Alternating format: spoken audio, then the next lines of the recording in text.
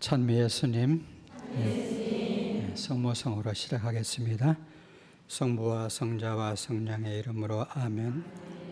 은총이 가득하신 마리아여 기뻐하소서. 주께서 함께 계시니 여인 중에 복되시며 태중의 아들 예수님 또한 복되시나이다. 천주의 성모 마리아님, 이제와 저희 죽을 때 저희 죄인을 위하여 빌어주소서. 아멘. 성부와 성자와 성령의 이름으로 아멘. 반갑습니다. 지난 강좌에 이어서 우리가 그 인간에 대한 그 존엄한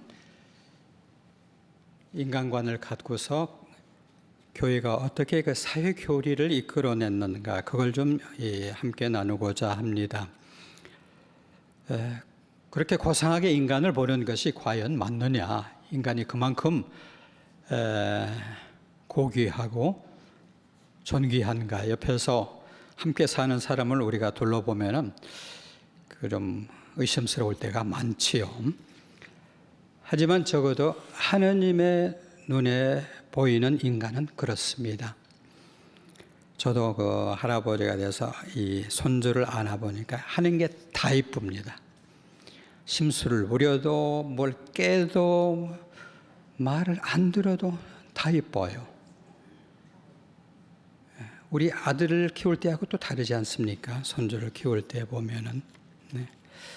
그래서 아마 손주를 지켜보는 할아버지의 눈, 아기를 아는 엄마의 눈, 하와를 처음 보던 아담의 눈, 쉽게 말해서 영원히 떨어지지 않는 그 사랑의 콩깍지가 씌워진 그 하나님의 눈, 여기서 교회의 위대한 가르침인 사회교리가 나옵니다. 지금 교황님께서 첫 회칙에 하느님은 사랑이시다라는 문서를 내셨어요. 그런데 그 첫 대목에 에로스하고 아가페 얘기가 길게 나옵니다. 아니, 웬 교황님이 에로스야? 우리가 그렇게 생각하게 되죠. 그러나 교황님은 그렇게 말씀하십니다. 우리가 에로스로부터 아가페로 못 가면요, 우리 다 결혼하고 부부 생활하는데 우리에게 구원이 없다는 겁니다. 내 배우자, 내 아이들, 내 주변에다가 정말로 에로스를 넘어서 아가페적으로 기울이는 사랑이 없으면은 이 세속과 우리 가정과 직장을 거룩하게 만들지 못하면은 우리 구원이 아주 위태롭다는 겁니다. 그 가르침을 말씀하시기 위해서 에로스가 있어야만 거기서 아가페로 건너간다는 말씀을 하셔요. 우리가 일단 그 사랑에 빠지면은 사람이 몇십 년 함께 살고 죽는다는 걸 압니다. 그러나 모든 사랑의 노래는 영원히 그렇습니다. 한 여성을, 한 남성을 사랑하게 될 때 처음으로 인간이 영원이라는 걸 생각하게 됩니다. 무한이라는 걸 생각하게 되고요. 끝없는 행복, 끝없이 함께 있음, 이런 것을 생각하게 되거든요. 이렇게 해서 사람의 시선을 넓혀주듯이 인간에 대한 이렇게 존엄한 사고방식을 갖게 되면은 그 인간을 우리가 얼만큼 어디까지 사랑해야 하느냐를 배우게 됩니다. 이 내용을 교회가 사회교리라고 일컫습니다. 그 기본적인 말이 두 가지 있습니다. 하나는 전체 인간, 전인, 온전한 인간, 이렇게 보죠. 또 하나는 만인, 모든 인간, 이렇게 얘기합니다. 즉 사람을 단순히 어떤 영혼을 구해준다, 이런 생각을 하지 말라는 것이죠. 그 사람이 굶어 죽어갈 때 내 영혼을 내가 구해줄게, 너를 위해서 기도해줄게 라는 것이 의미가 없죠. 우선 먹을 것을 주어서 배고픔에서 벗어나게 해줘야 합니다. 짓밟히고 두들겨 맞고 고문당한 인간은 그 고통에서 빼내줘야지, 너를 위해서 내가 기도해줄게 하는 것은 책임 회피밖에 안 된다는 그거죠. 악마가 지켜보는 그 경멸의 대상인 인간하고 하느님의 시선으로 보는 그 존귀한 인간의 차이는 경멸하면은 다 탄압하고 유린하기 때문이라는 것이 이 교황님의 깊은 신념이었습니다. 그래서 이 교황님은 당신의 이제 사유교리에 들어가면서 그런 얘기를 하십니다. 이 회칙의 17절에서 금세기 20세기입니다. 인간에게 대재난의 시기, 대파멸의 시기였다. 물질적 파멸만 아니고 도덕적 파멸의 시기였다. 인간이 비록 인류가 유엔을 만들었어요. 그리고 세계 인권 선언이라는 걸 했습니다. 그러면서 인간이 존엄하는 것을 가르치려고 노력하고 있지만 여전히 이 세계는 무시무시한 세계다 그거죠. 우리가 열심히 살아왔고 열심히 돈을 벌었고 아파트도 마련하고 오면동까지 왔습니다마는 결국은 천안 사건 한 번 나오고 연평도에서 뻥 터지니까 우리가 서 있는 바탕이 흔들리기 시작해요. 전쟁은 차마 안 일어나겠죠라고 믿지만은 만일 일어날 경우에는 우리가 평생 동안 이루어온 모든 것이 하루에 잿더미로 변해버립니다. 교황님께서는 파티마의 제3비밀을 알고 계신 분입니다. 그분이기 때문에 금세기는 인간에게 재난의 시기, 파멸의 시기 이런 말씀을 하실 때 우리가 좀 귀담아 들어야 합니다.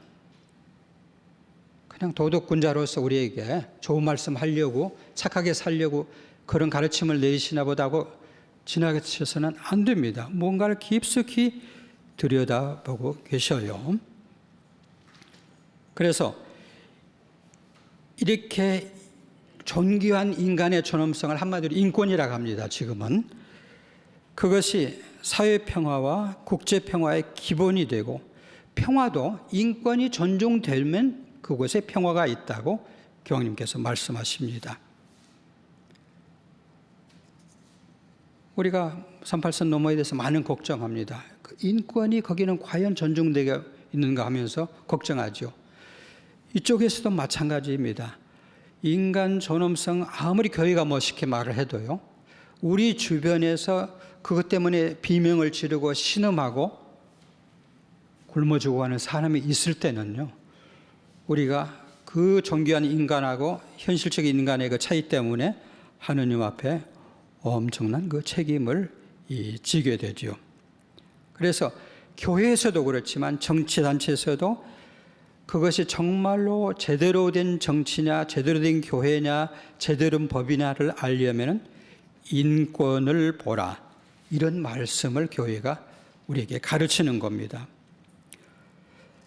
제가 어디 사냐면은 저 함양에 삽니다. 지리산 발치인데요.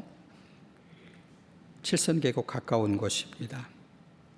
그러면 그 골짜기에 들어오는 곳에 우리 동네 조그만 비석이 하나 있어요. 그 함양 거창 함양 저기 산청 학살 사건 때 그 우리 동네 문정리 사람도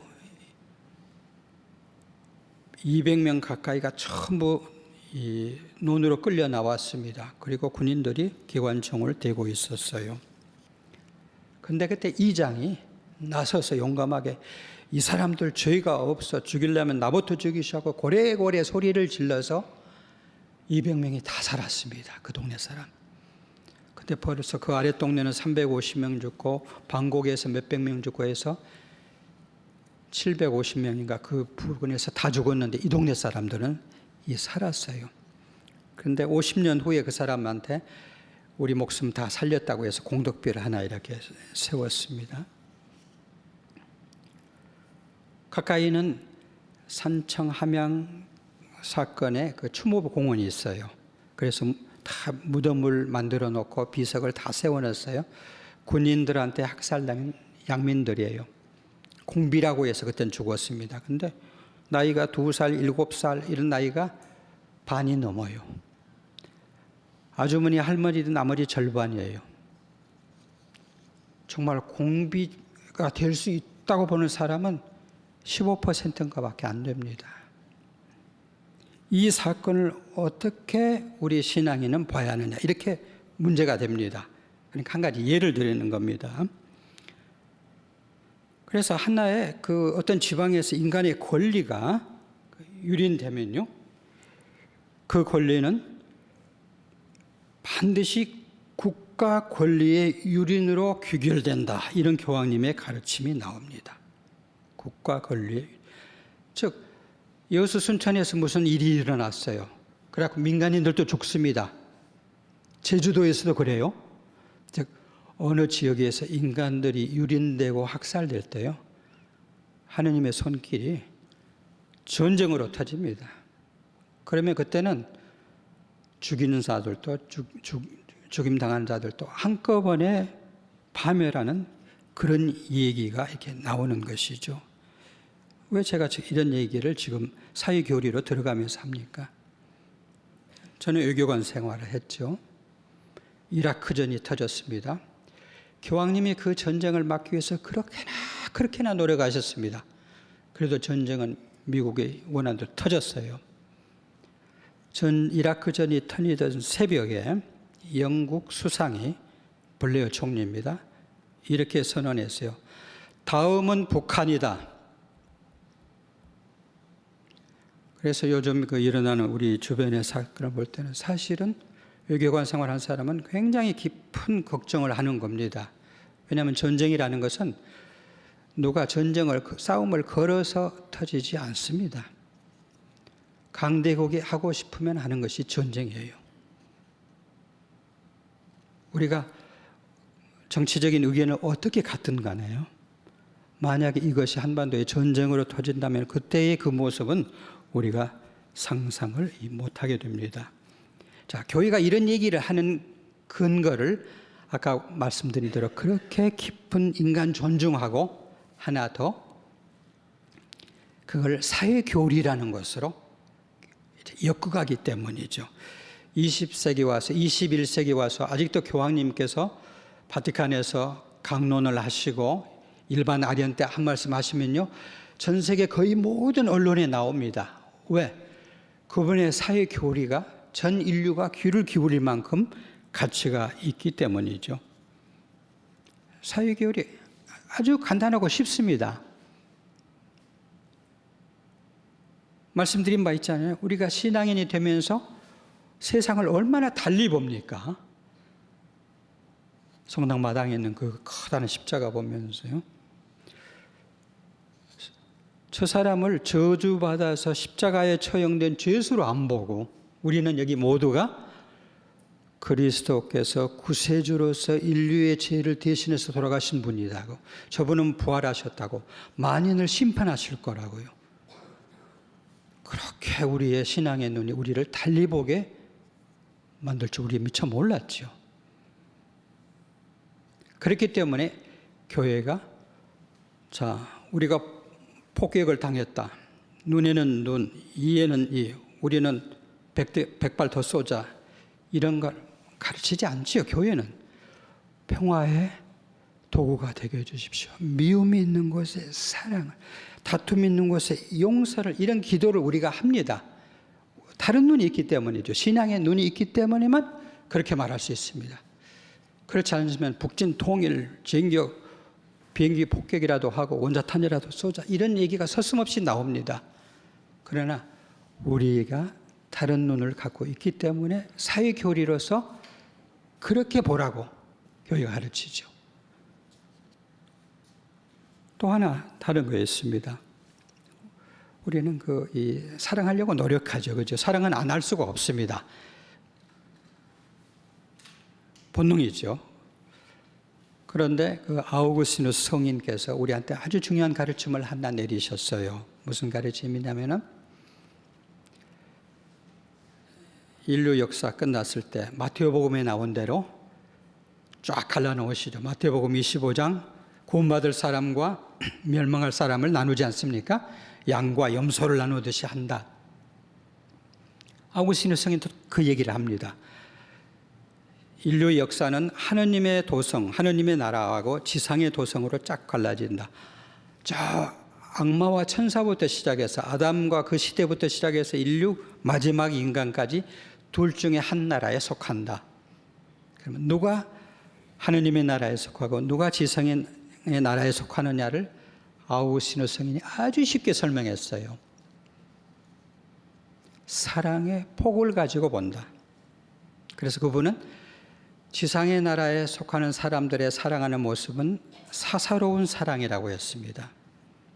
하느님의 나라에 속하는 사람들의 사랑하는 방식은 사회적인 사랑이라고 그랬어요. 저는 더 쉽게 설명해서 팔이 안으로 굽는 모든 사랑은 아우구스티누스 성인이 보기에는 지상의 나라에 속합니다. 팔이 조금이라도 바깥으로 뻗으려고 하는 모든 노력은 하느님의 나라에 속하는 모습이 돼요. 그런 면에서는 그리스도의 십자가가 얼마나 우리에게 깊은 가르침을 주는지 모릅니다. 왜 그러신가 보세요.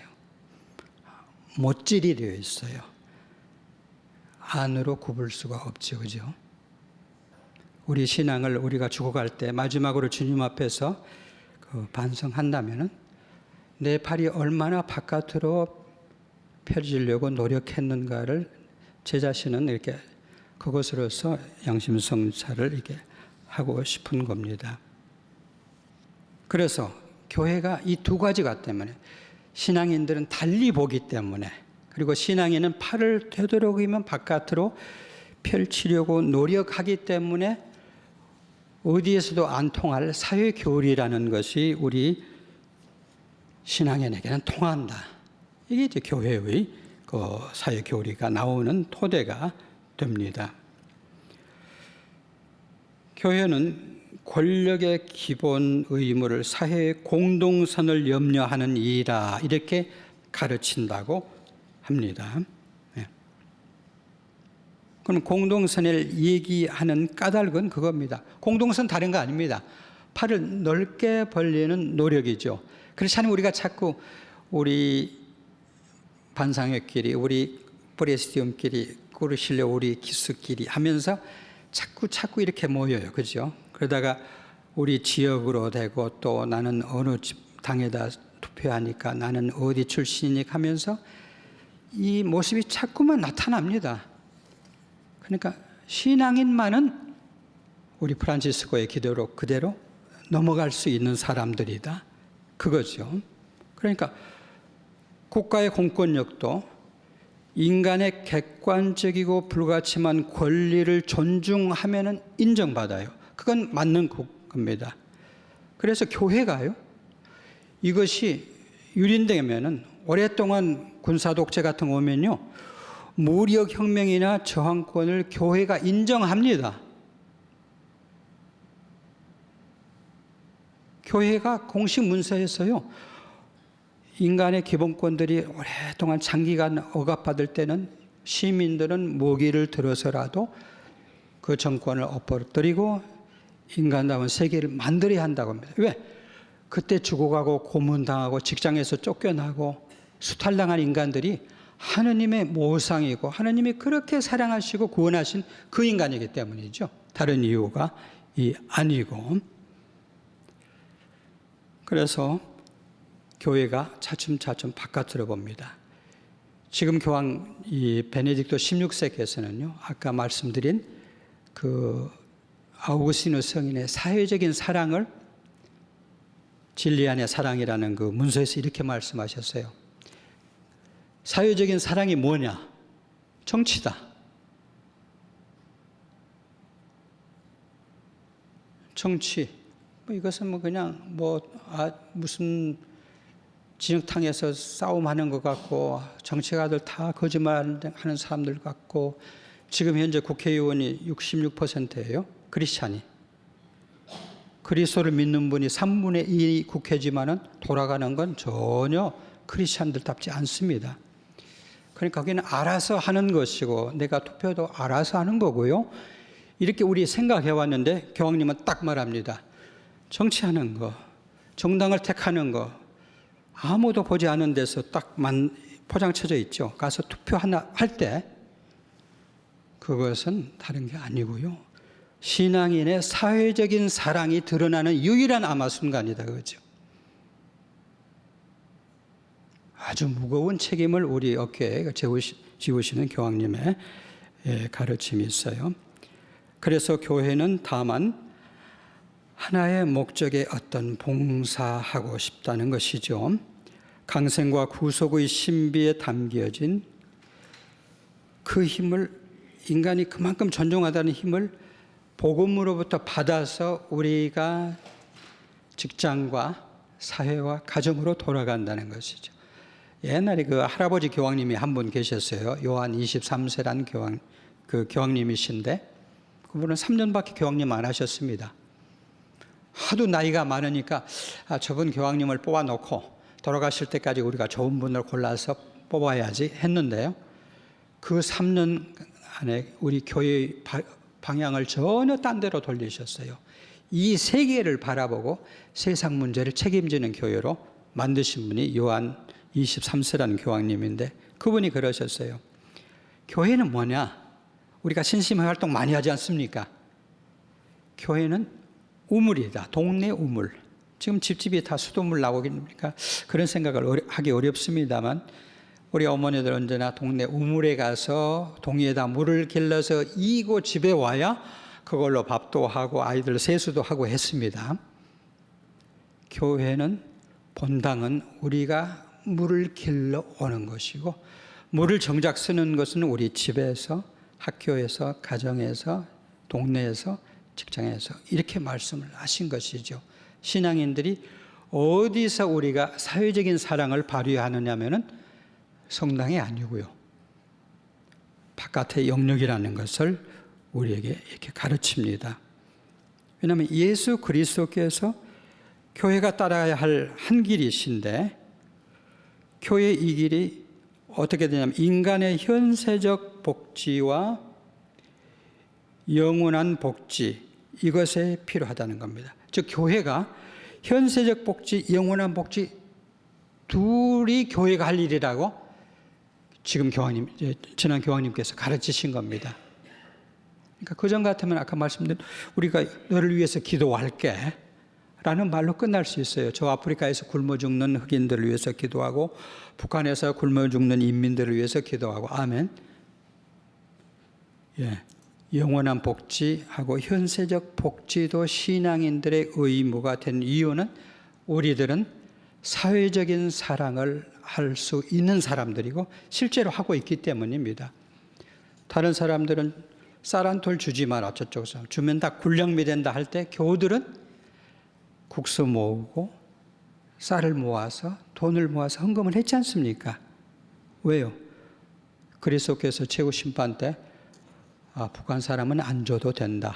다 굴량미로 쓰니까 줘서는 안 된다. 공산주의자들은 안 줘도 된다라는 단서를 마태복음 25장에 안 붙여놓으셨거든요. 그냥 굶은 사람한테 줬느냐 안 줬느냐 이런 가르침만 펴시기 때문입니다. 그래서 이것이 인간을 온전하게 보라고 전인으로 보고 영혼만 보지 말고요. 먹고 자고 옷을 입고 편하게 집에서 자고 직장 생활하는 그런 사람으로 보고 그렇게 사랑해야 한다는 것이 사회 교리의 핵심이시죠. 그렇기 때문에 교회가 인간 참다운 복지의 보탬이 되는 것은 무엇이나 무감각할 수 없고 인간의 복지에 위협이 되는 것은 무엇이든지 모른 채 할 수 없다는 가르침까지 옵니다. 그것 때문에 김수환 주기경님이 서울교구장으로 계시면서 누누이 말씀하셨어요. 그래서 여당을 편들거나 군사 독재를 편드는 사람들은 참 바보 같은 사람이다 그랬어요. 뭘 모르는 사람이라고. 근데 주기경님이 받은 그 바보라는 칭호가 지금 얼마나 국민들에게 사랑스러운 호칭이 됐습니까? 우리 바보 같은 주기경님 이런 말씀이 용기를 내신 거죠. 왜냐하면 거기에 구체적으로 노동자들이 쫓겨난 학생들과 교수들이 고문실에서 죽어간 사람들이 그 문제에 대해서 교회가 무관심할 수 없다. 모른 채 할 수 없다는 교황님의 가르침 때문에 주기경님이 그 말씀을 하신 겁니다. 그래 전체로 본 그 인간. 네. 그래서 교회가 그렇게 얘기하죠. 사회적 존재, 인간, 이것이 교회가 자기 사명을 수행하면서 따라가야 하는 길이다고요. 지금까지는 우리가 교회 이끌어들여서 우리가 대모도 서가면서 인도하고 세례받게 하고 천양성체도 하게 하고 그 다음에 쭉 신앙으로 이끌어가는 것을 주안점으로 삼았죠. 우리 선교회, 그죠? 그런데 교회가 이렇게 말합니다. 좀 서운할 얘기지만은 마태복음 25장에 우리 세례명도 안 물어보시고 몇 사람 선교했는지도 안 물어보시고 고르실려 애미 물어보시질 않아요. 도대체 옆에 있는 그 사람에게 어떻게 했느냐만 물어보시니까 혹시 억울하신 분 계실지 모르지만 그렇지 않죠. 신앙이 있기 때문에 우리가 달리 보고 팔을 넓히면서 그들을 받아주고 사랑하고, 그렇지 않으면 다 죄가 많아서 게을러서 뭔가 지 탓으로 저렇게 가난하고 못 살고 고문당했죠. 벌받았죠. 이렇게 보는데 신앙의 눈만 그들을 다른 시각 쪽에서 볼 수 있는 그 시선을 준 겁니다. 이게 이제 사회교류로서 차츰차츰 가정 문제, 그 다음에 교육 문제, 국가 정치 문제, 경제 문제, 국제 정치 문제를 교황님이 일일이 얘기하십니다.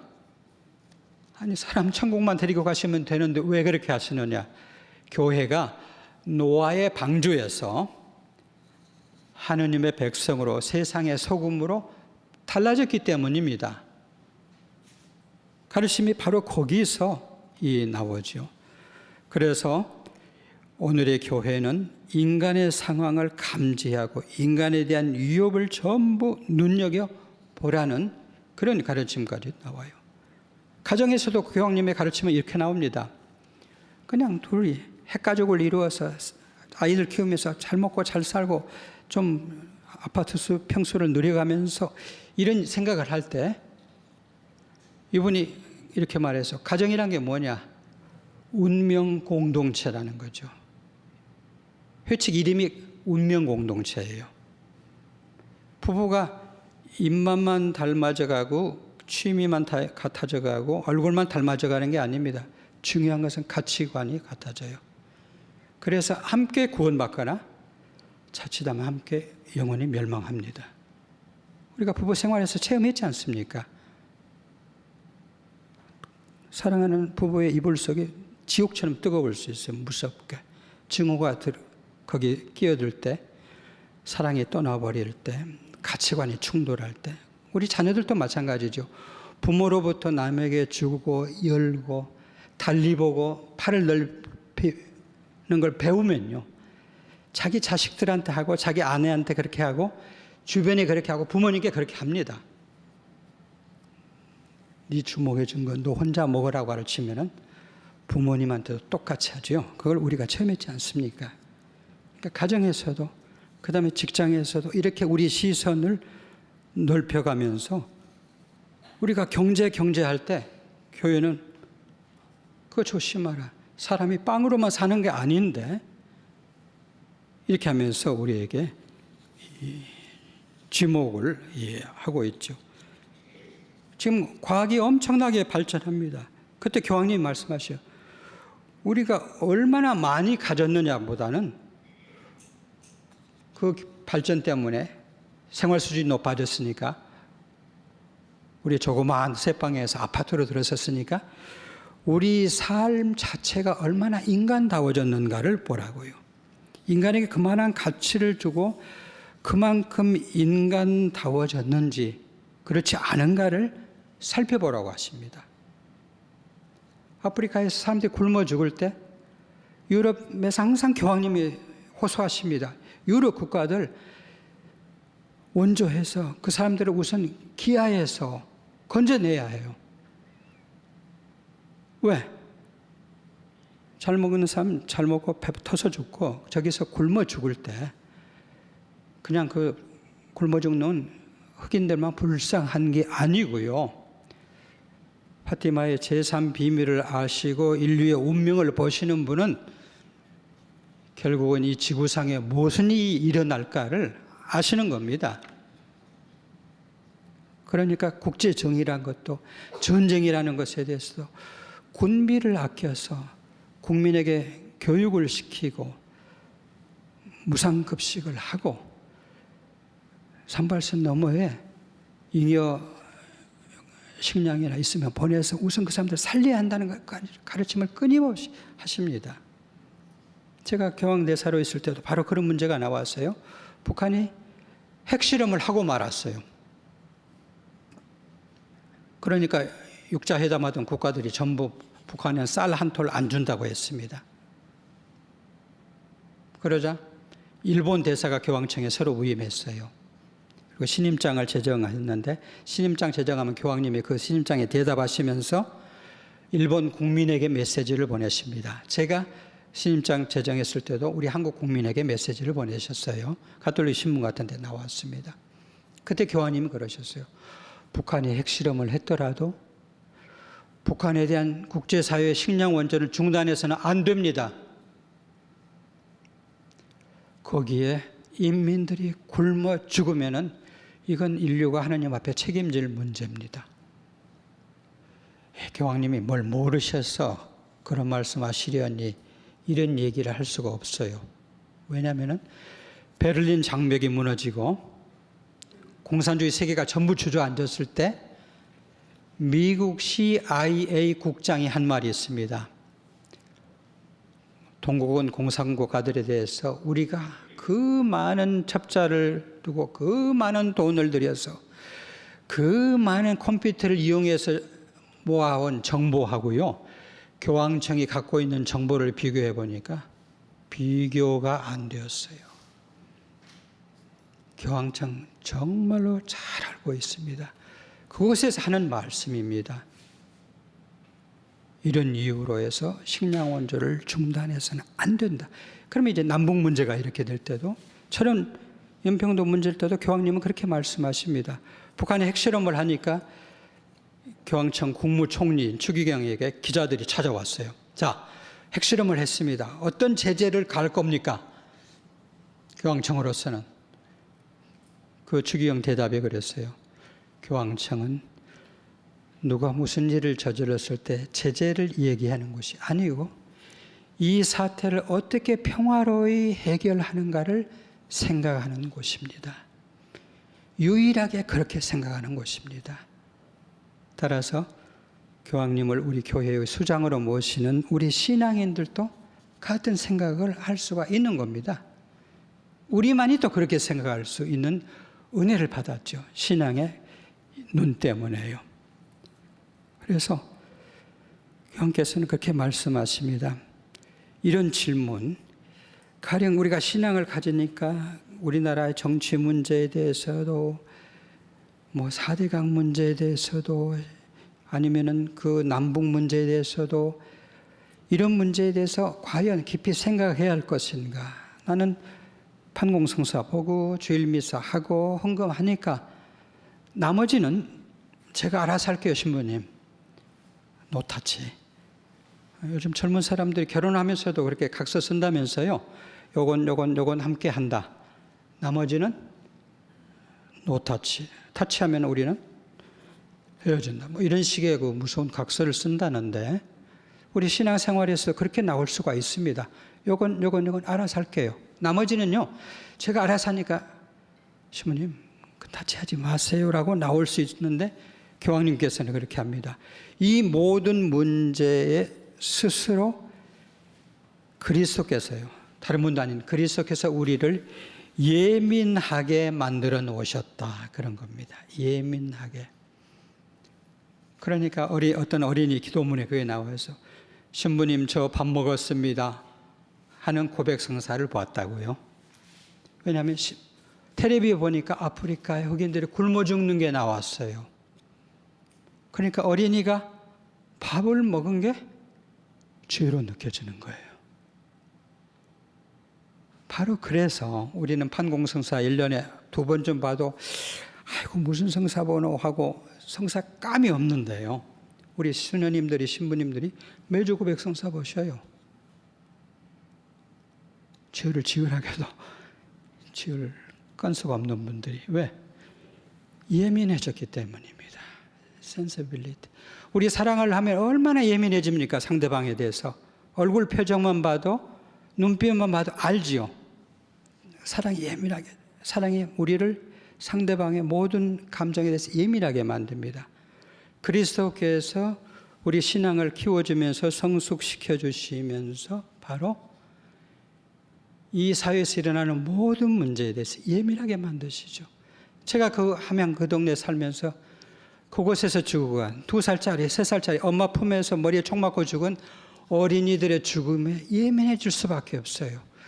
이 죽음이 어떤 의미가 있는가? 누가 하느님 앞에서 이 문제를 책임지는가? 이렇게 되죠.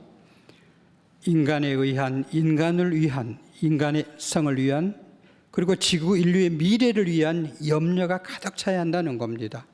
그래서 환경 문제를 교황님이 끊임없이 얘기를 하시게 돼요. 그러니까 지금 우리가 아주 위대한 진보의 시대가 살고 우리나라 역사상 가장 복지 시대 삽니다. 우리 아이스크림 옛날 임금님들도 못 먹었습니다. 애들이 다 먹는 아이스크림을요. 사시사철 모든 과일, 채소 다 나옵니다. 그때 이와 같은 행복 속에 혹시라도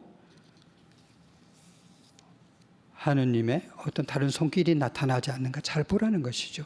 그만큼 우리가 풍성히 가졌으니까 뒤주에서 인심 나온다고 그만큼 나누느냐, 아니면 그만큼 닫고 저것들은, 저 무리들은 하면서 그 누구를 멸시하느냐, 이것을 신앙인들을 보고 깨달으라고 하면서 사회교리를 끊임없이 가르쳐 오시죠. 그러면서 교황님이 얘기해요. 우리가 이런 말을 하는 것은요, 지금 뭐 신자유경제 이런 말을 합니다. 이것은 세계 문제를 해결할 수 없다. 지금 교황님이 이번에 단언하셨어요. IMF 같은 거 올 수밖에 없다. 지금 현재 세계 금융 구조로서는. 그리고 가난한 나라는 절대 그 구조에 들어가면은 망한다. 왜 교황님이 경제 얘기를 하십니까? 그만큼 교회에 깊은 학자들이 있고요. 그들 통해서 연구를 하시고 모든 것을 파악하고 계시기 때문에 교황님도 이렇게 말씀하십니다. 지금 세계가 그렇게 그리스도의 복음하고 정의에 요청하고 사회적 살아하고 멀다고 우리가 단언하는 건 교황님으로서 잘 아는 사실들과 대조해서 확인했기 때문에 합니다. 도덕군자로 사는 얘기가 아니다. 이렇게 하시는 겁니다. 그러면서 그 부자와 라자로의 비유를 우리 신앙인 전부한테 얘기하셔요. 지금 세계는 특히 우리나라 남과 북은요, 그리고 아프리카와 유럽 잘 사는 나라들은 저 동남아에서 시집오는 그 나라의 경제하고 우리는요, 정말로 부자와 라자로의 비유 그대로입니다. 그리고 그 문제에 대해서 전 인류가, 특히 그리스도 신자들은 책임을 져야 합니다. 왜? 다른 사람들이 눈 감고 모른 척 하더라도 우리는 마태복음 25장 말씀을 들었거든요. 그 기준에 따라서 최후 심판을 하신다는 것을 자구적으로 믿음이 좋습니다. 저는 그렇게 생각합니다. 저도 속으로는 그래요. 그냥 하시는 말씀.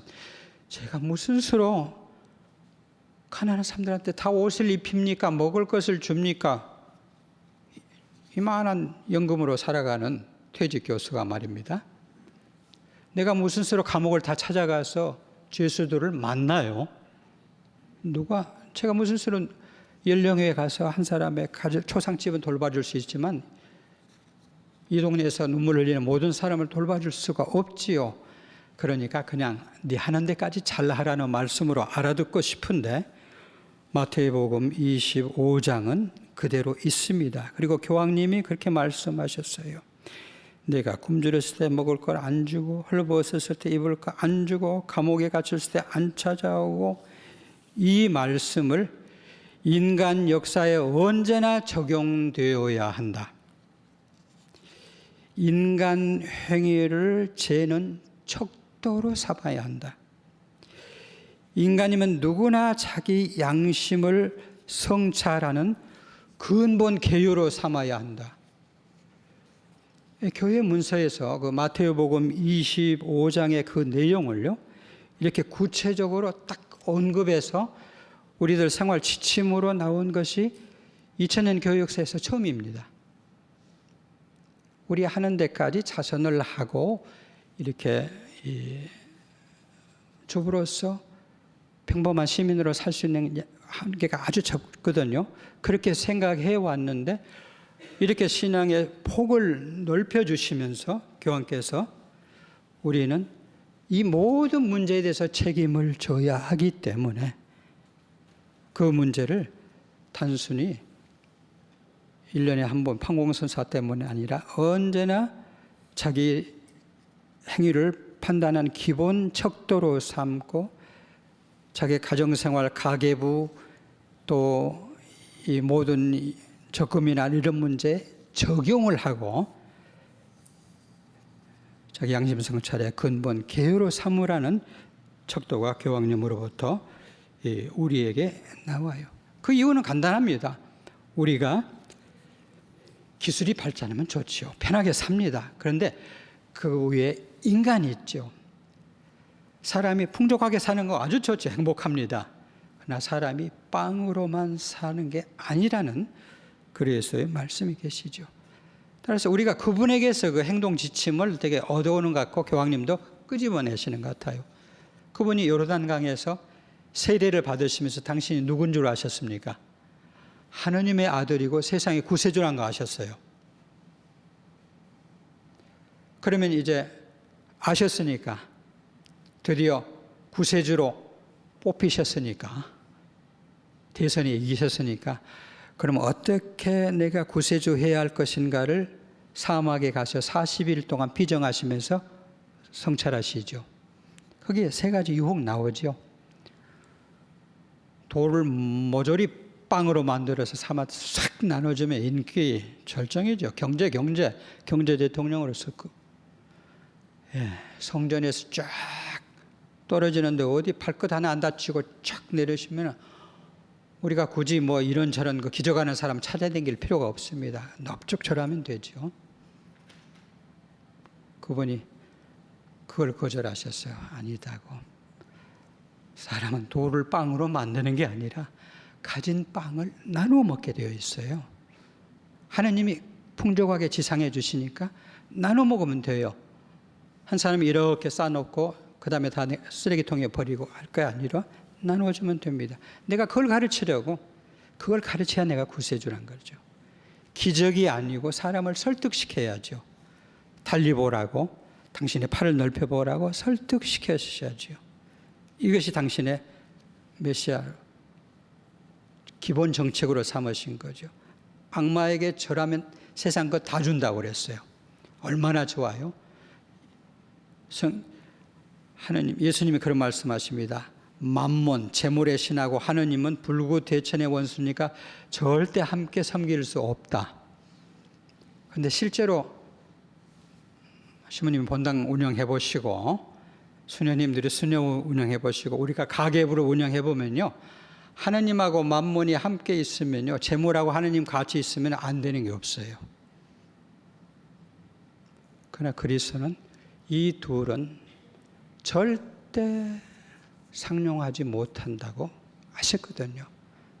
그러니까 무릎을 꿇고 거기서 받아내는 것은 할 수 없다. 이런 것이 우리가 그 신앙생활을 하면서 사회 교리 속에서 실천해 나가는 어떤 토대가 됩니다. 그래서 그 교황님께서는 이 마지막에 그런 말씀을 하셔요. 하느님의 이름으로 이제 인간의 구원자라는 회칙을 끝내시면서 인간의 이름으로 여기 신앙인 모두에게 호소합니다.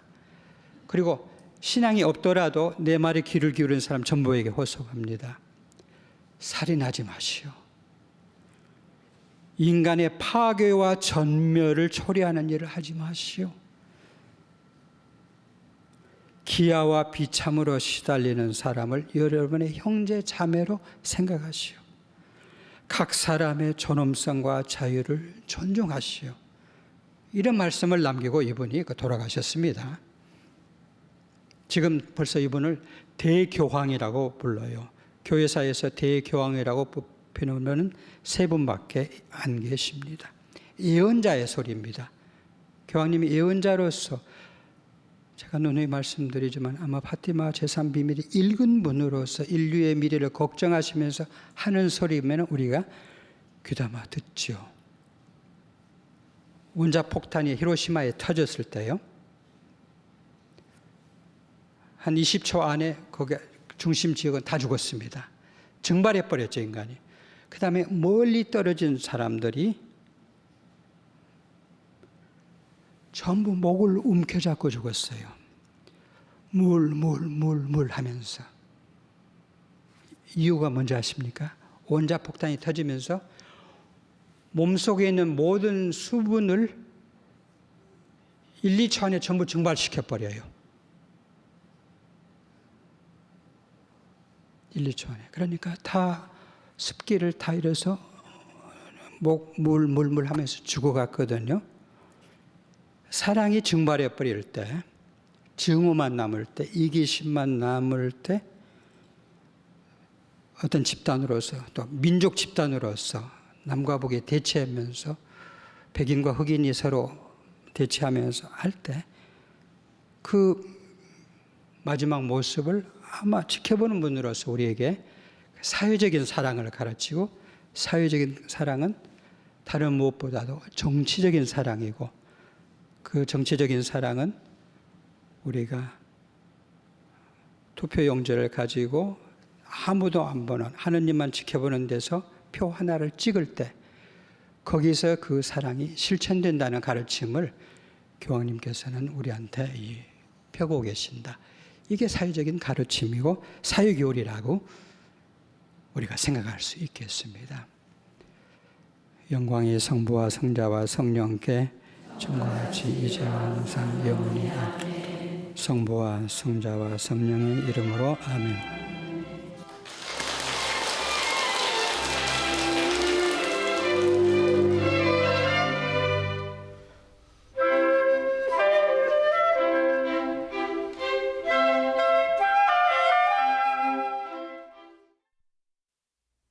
이 프로그램 제작에 도움을 주신 분들께는 한국 유나이티드 제약에서 기념품을, 바오로 딸 출판사에서 신자들의 영성 생활에 도움이 될 좋은 책을 드립니다.